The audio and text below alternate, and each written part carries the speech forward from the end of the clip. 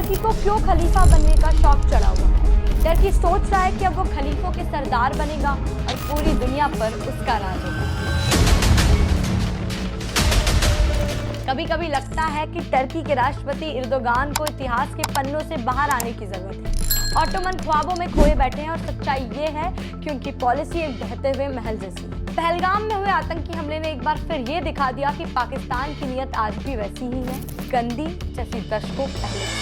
लेकिन इस बार जवाब बहुत अलग था। भारत ने सीधा और सटीक वॉर किया, आतंकी ठिकानों को तबाह किया और इस सब को देखकर पाकिस्तान बिलबिला गया। लगातार उसने भारत पर हमला करने की कोशिश की, लेकिन हर बार भारत ने उसे नाकामयाब कर दिया। बौखलाए पाकिस्तान ने जब मदद की गुहार लगाई तो सामने आया टर्की।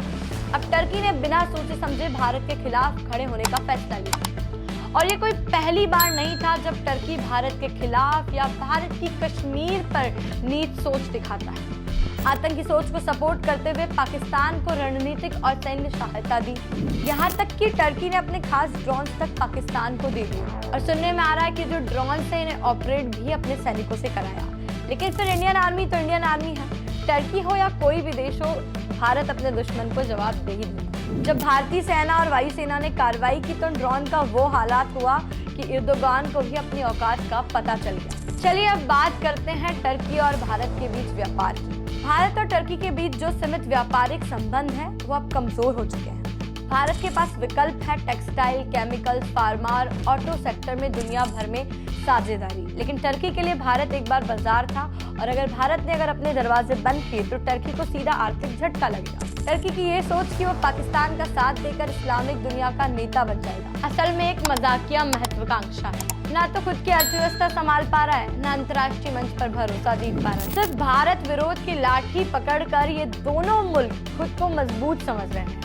हकीकत यह है कि इनकी सच्चाई अब पूरी दुनिया जानती है। आज भारत के साथ खड़े हैं यूएई, सऊदी अरब, मिस्र जैसे राष्ट्र जो खुद आतंकवाद और धार्मिक कट्टरता से दूर रहना चाहते हैं। टर्की पाकिस्तान की जोड़ी आज सिर्फ भाषणों और नारों में जिंदा है।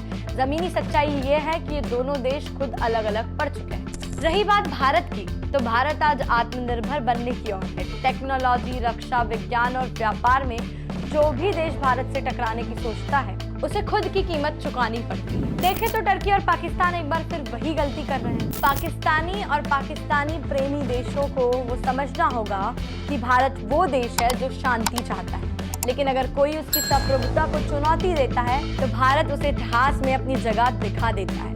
न टर्की का खलीफा सपना पूरा होगा, न पाकिस्तान की कश्मीर लेने वाली भूख मिटेगी। भारत जवाब देना जानता है और वो जवाब ऐसा होता है जिसे सालों तक भुलाया नहीं जाता।